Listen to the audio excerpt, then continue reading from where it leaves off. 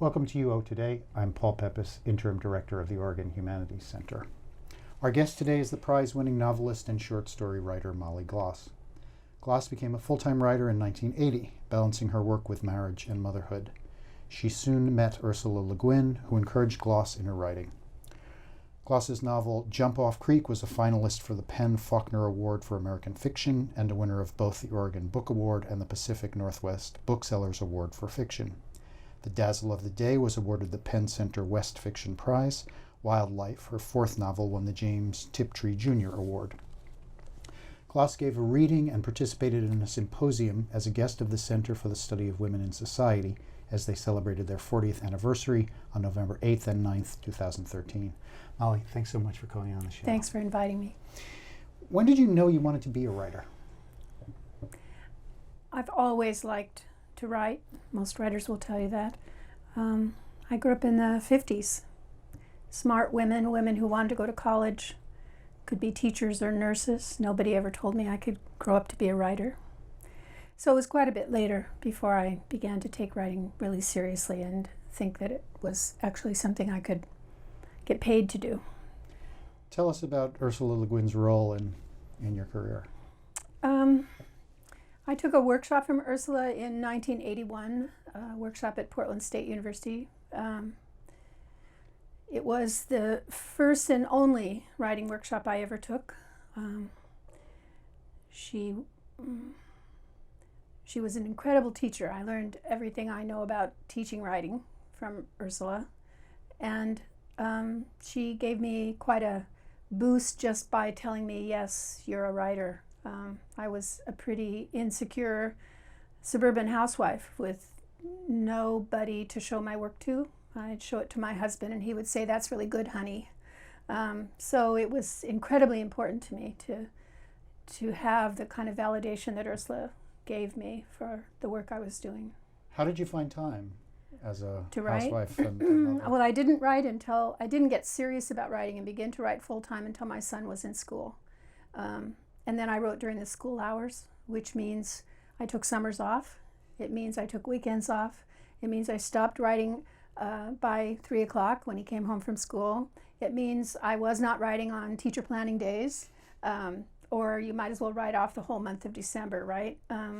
And part of November as well, with all the holiday interferences. So that was what I did. And I started out trying to write 4 days a week, and the fifth day, I baked the cookies, I made the bread, I did the grocery shopping, I cleaned the house. And as the writing got more important, you know what? I bought the cookies and I bought the bread. And whoever thought the bathroom was really grody was the one who cleaned it. And I did my grocery shopping in the evening. You've written novels in a very wide range of genres, from fantasy fiction, historical novels, science fiction, adventure tales, regional novels, and novels that combine different genres. Why is that stylistic eclecticism so important to you? Well, I didn't set out to do that. It's just that my own interests are in all those fields. I've stepped my foot in all of them, and I read them all, and I love them all for various reasons. And why shouldn't I write them all? And so I do. It's a little confusing for my readership, I think. Some people who've loved the Jump Off Creek, for instance, were just not willing to follow me to the Dazzle of Day. It's a little hard for my publisher to market me. They're a little bit leery of putting any kind of label upon what I write. For the most part, I keep my science fiction writing over here in short stories and magazines, and most of my novels, not all, but most of my novels are the more historical, realistic writing. My sense is that, you're presenting it as if it's a very common decision, but it seems to me that authors often tend to get within a genre and stay there. Well, I think sometimes they get pressured to do that, to write the same thing over and over. I've never, for whatever reason, I've never gotten that pressure. So I write whatever interests me, really, and people follow along, and I've had no trouble getting publish, so it's been easy for me in that respect. You're a fourth generation Oregonian. Yes. How has that history impacted your writing? I think that it's incumbent on those of us who live in one place for a very long time to sort of report back to the rest of the crowd who've maybe only been here for 10 years or 40 years, to report back about what it is this place is about, what the history is, what we've lost, what we're losing, what's worth valuing, to keep some of that history present in my writing is one of the things that I'm always conscious of. Your interest in history is very compelling, and many of your novels are historical novels. They take place at very specific historical moments. Why is history such an important part of what you write? Well, it's a specific history. It's the history of the American West as its particular in its particular manifestation in Oregon, and that comes out of childhood reading. When I was 12 years old and beginning to read adult novels, I wound up reading the novels my dad was reading, which were cowboy westerns. And my dad was from Texas, and we would travel back to Texas. We did that several times in my childhood to visit his relatives. And this was in the days before the interstate highway system, so we were driving on county and state roads in an old car that frequently broke down, and air conditioning was rolling the windows all the way down. And we didn't have a lot of money, so we were camping the whole way in a 9x9 umbrella tent with 5 people and 2 dogs. And I was reading these cowboy novels as we drove across that landscape to Texas. So in one particular instance, I remember I was reading a novel set on the Green River in Wyoming, and we were driving alongside the Green River in Wyoming. So those novels from that time really imprinted on me in a way. And as I got older and began to really value good writing above adventure, I had by then moved on to reading a lot of the great literature of the West, A.B. Guthrie Jr. and Willa Cather, and I continued to read and to really love the literature of the American West all my reading life. So when I began to get serious about writing, it was natural for me to want to write, I guess, to write the book I couldn't find on the library shelf, which is what The Jump Off Creek was. A novel with some adventure in it, but in which the woman is the one who's holding up the middle of that story. Was the story that I wanted to find and to read, and so I just shamelessly sat down and wrote it myself. The women are almost always holding up the middle of your novels, aren't they? Yes, they very often do, and so one of the things I'm about in my historical fiction is looking for the stories that have remained untold about women in the West. I don't just put a gun in the hands of a girl to make things move along. I'm actually looking for things I know really happened. A single woman homesteader, a woman who's breaking horses for farmers and ranchers. These are things that women actually did, but whose stories have remained sort of under the radar in terms of how they've been handled by historians. Do you do, in addition to the personal history you just told, do you actually do archival research? I do a lot of research for everything I write, pretty much. So tell us about the newest novel, and the novel, not the one that's about to be published, but the novel about the Hearts of Horses. Yes, about the Hearts of Horses. About the rancher. woman who's breaking horses. The germ for that story came from an oral history, Teresa Jordan's collection of interviews. It's a book from 20 years ago, I think now, called Cowgirls, Women of the American West. And it's a collection of interviews she did with women all over the West, ranch women of various kinds and various ages. And one of those interviews is with an older woman who's talking about her life as a child on a ranch in the 1910s during World War I. And she says in that interview, in those days there were girls who came through the country breaking horses. And she talked a couple more sentences about those girls and then moved on to something else. Well, I wrote down those notes right away because I saw the potential for a novel out of that.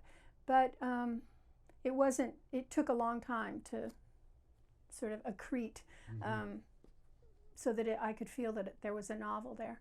But when I decided to write that book, I did a lot of research about women who broke horses, and I did a lot of research about how horses were handled in those days, how they were trained in the 1910s, and I thought I really thought I would have to have Martha bucking them out. You know, I made her big for that reason. She's 5'11", and she's strong, and I thought, you know, she's going to have to get on and buck them out because that's how they did it, right? And then in the old days, as it were.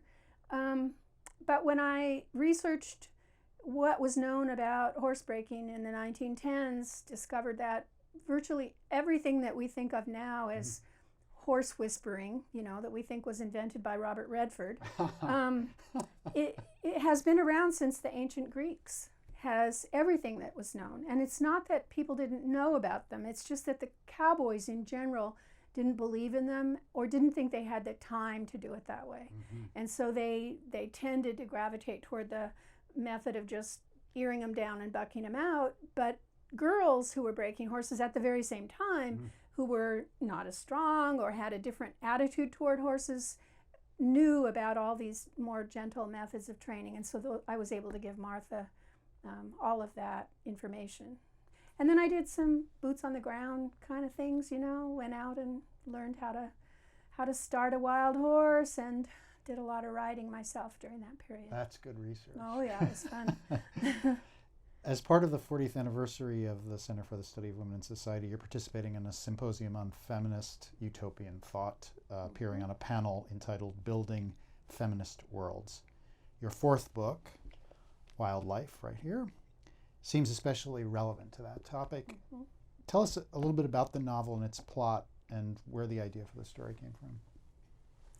Wildlife is about a woman, Charlotte Bridger Drummond, who's the single mother of 5 boys, who is also a writer. She writes popular adventure stories starring intrepid girl heroes. She gets involved herself in an adventure that takes her up into the woods and mountains around Mount St. Helens, looking for a lost child. She's a radical feminist who wears pants sometimes, smokes a cigar sometimes, rides a bicycle. She's also a believer in the technology, that technology is going to save us from ourselves in a way and liberate women. Would you mind reading us a passage? Oh, I'd be happy to. You want to tell us a little bit about where we're entering? There are many aspects to this novel. One is the chronological story of Charlotte going up into the woods looking for the lost child, but there are also journal entries of hers from before and after her adventure, and this is one of those journal entries that talks a little bit about her history as a writer and as a wife. Of course, I've become accustomed to thoroughly governing my own affairs and the affairs of my children, and I suppose I should have some trouble ever turning them over to a man again. And a woman who's believed to have been abandoned by a man is freed from certain concerns. Public opinion, fixed by the unalterable fact of the desertion, becomes charmingly irrelevant. I am in those respects well content with my condition, but I never have conquered loneliness. I find as I grow older that its dominion becomes narrower, but there has always been a moment, as I'm climbing the stairs to bed, when I begin to be mindful of my situation and to suffer from it. And in recent months, of course, I've felt this much more keenly than in the past. The lascivious will doubtless think of the beast with 2 backs, but I believe what I miss foremost is something less particular and less definable. There's a relief in getting your hair unbound at the end of the day, and when I've escaped the confines of my clothes and put on a loose nightgown, I like to take the pins from my hair and let it out onto my shoulders, put my hands into the thick tangle and pull my fingers through along the scalp until the whole mass of it is loose. I have an ivory comb with wide teeth which will get through thick snarls rather better than a hairbrush. And I sit at my dressing table and comb with slow care until I've got all the day's knots out. Then I take at my head with the brush. I know some women will brush their hair 100 times or 500 with a religious fervor, but I'm too impatient to keep on with such a habit. I brush my hair vigorously from the roots until the brush crackles and my scalp burns, and that must be enough. Then I brush my teeth and wash my face, my hands, and my feet before taking myself to bed. These are habits of years standing, my accustomed practices, carried out in the same order always at the end of every day. In recent years, it has become also a sort of ritual habit to indulge in self-pity and dreariness while carrying them out. In the daylight, I seldom think of the husband I have lost, but I remember him nostalgically at the end of day, dressing for bed, brushing his teeth, carefully soaping his face and scraping away the day's beard with his razor. And of course I miss not only the indefinable comfort of ritual nighttime ablutions carried out in each other's presence, but the weight of another on the mattress with me, the heat of that person against my spine, the simple solace of another body in my bed. And in these modern days, when life is so material and so rushed, and there's less and less time for real talks or real thought, I miss especially the murmured words that a husband and wife exchange in their bedroom at the end of the day.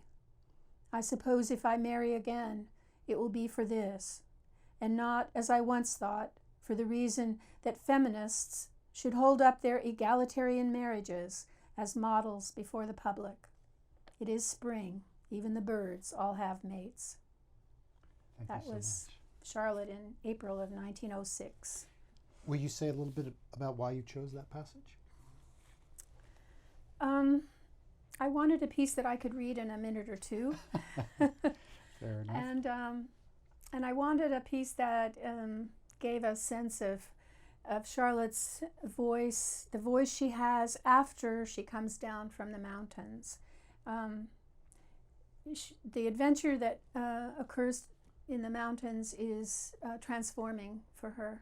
And part of what this book is about is showing an arc for her life. She's one person, a rather judgmental, strident rather person in the beginning of the novel, but she's a different sort of person with a different feeling about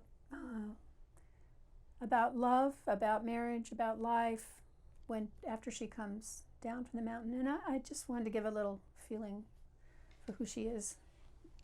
Are you willing to say a little bit about what she discovers when she's up there? I am, because it can't be a secret. I wish it could. We tried to figure out how to keep it a secret, but it doesn't seem like something we can. So she goes into the mountains looking for a lost child, and then she becomes lost herself.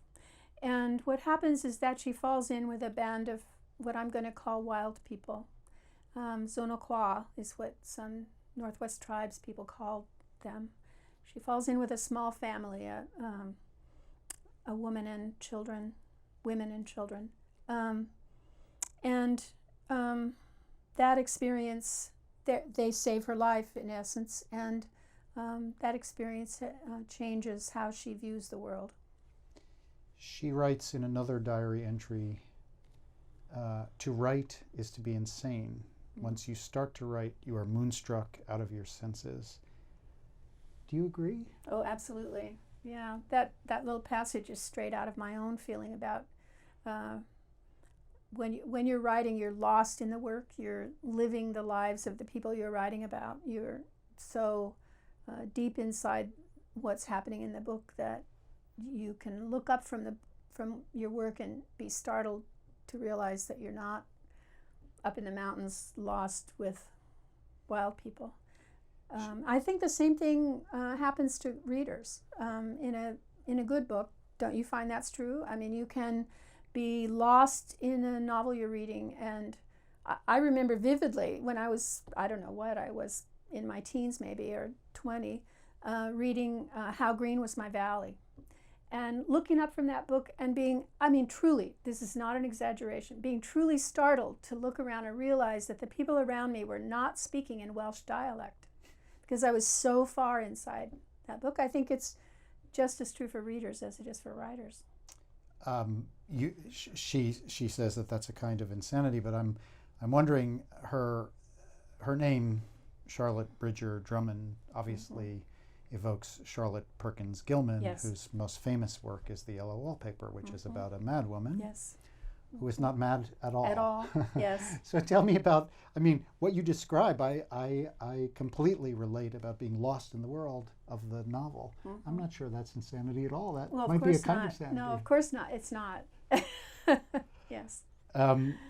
You've spoken a couple of times about wilderness in this book, and why is wilderness an important place for you and a theme for you when you're writing? I think it maybe gets back to what I was saying earlier about speaking about rootedness and speaking about what we've lost, what we're losing, because I grew up in Oregon. I remember when driving over Mount Hood, for example, meant that you were driving through old growth forests much of the way. And now what I see, when I drive to the coast, let's say, or up to Mount Hood, either one, what I see are plantations of single species, single age plantations of firs that have been replanted. And when I'm showing around someone who's new to the state or someone who's from out of state, and they see all that greenery, they are impressed and they say, wow, it's so beautiful, it's so green. And what I see is not what I saw when I was a kid. And so I think that my interest in exploring the human response to wilderness springs somewhere from that. And also I've seen so much of people's fear of wilderness. It's part of what happens when you see someone building a house in the woods and then clearing all the trees out around it and then planting marigolds in straight little rows. I mean, to me that exemplifies a fear of this sort of chaoticness of wilderness. You also write in the genres of fantasy and science fiction. What's the work that those genres do for you? What do they allow you to do that the historical novels don't really do? I love the way science fiction can take metaphor clear out to the edges and beyond the edges. You can concretize a metaphor in science fiction in a way that you can't do at all in realistic fiction, and I love that. It's very freeing, and it allows me to write about some topics that if I wrote about them in anything close to that in realistic fiction, I'd be accused of being didactic. But in science fiction, because it's metaphor, you can dig into those topics and not be thought to be didactic. I like it a lot. I like the freedom it gives me. Tell us a little bit about your forthcoming novel. I have a novel coming in the fall of 2014. It's for a long time was called Untitled, but recently I've been given the green light. It actually does have a title now, after much argument between many people at the publishing house and my editor and me. It will be called Falling from Horses. There was apparently a lot of discussion at the publishing house about whether it was a good thing or not a good thing to have the word horses in this next book, since horses was in the title to the last book. It's quite a different novel. Yes and no.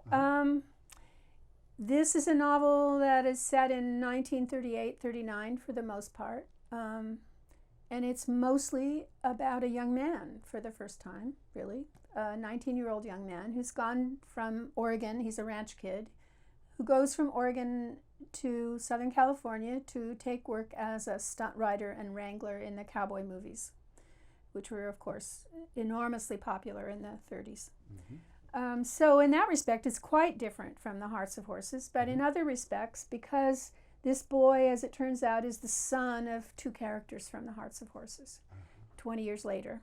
So it is not exactly a sequel to The Hearts of Horses, but it's certainly a companion. And there are scenes in the novel that are backstory to this boy's childhood. So we get back into the 20s, into his childhood with the characters from The Hearts of Horses. So you pointed out that this is the first time that your protagonist has been a young man. mm-hmm. What was that like? I loved it. And I have written from the point of view of men many times. Uh-huh. Jump Off Creek is equally the story of Tim and Blue as it is the story of Lydia. The Dazzle of Day, there are just as many men characters in that novel from their points of view as there are women. But generally speaking, yes, women have been the center of what I've written. But I love to write from the boy's point of view. And Bud in this novel is a boy I have great affection for, and I think I understand him. I have a son, and this boy is not a great deal different from my son. Can you say a little bit more about what it was that... Is there something that writing about a very different subject position allows you to do that you can't do as much through writing about a female protagonist or an adult protagonist? Or? Well, I wanted to write about the cowboy movies and the industry around that, and it really needed to be a boy in order for me to do that, because there are women stunt writers. But in the 30s, which is what I was interested in writing about, the peak of the cowboy movie time, in those days there were very few women stunt writers because women were not central characters in the films. So the stunt writers were not common. So if I wanted to write about stunt writing, it really had to be a boy. And did you learn anything about him and about writing from writing about a young boy? You didn't know? That I didn't know? Well, that might be an unfair question. Well, of course, you always discover things you don't know as you begin to write. There are lots of things about him I didn't know. Molly, I think we're just about out of time. Oh, this was fun. Thank you so much for taking the time to speak with us today. Thank you. We've been speaking with Molly Gloss, a prize-winning novelist and short story writer. She gave a reading and participated in a symposium as a guest of the Center for the Study of Women in Society as they celebrated their 40th anniversary on November 8th and 9th, 2013. Thanks so much for watching.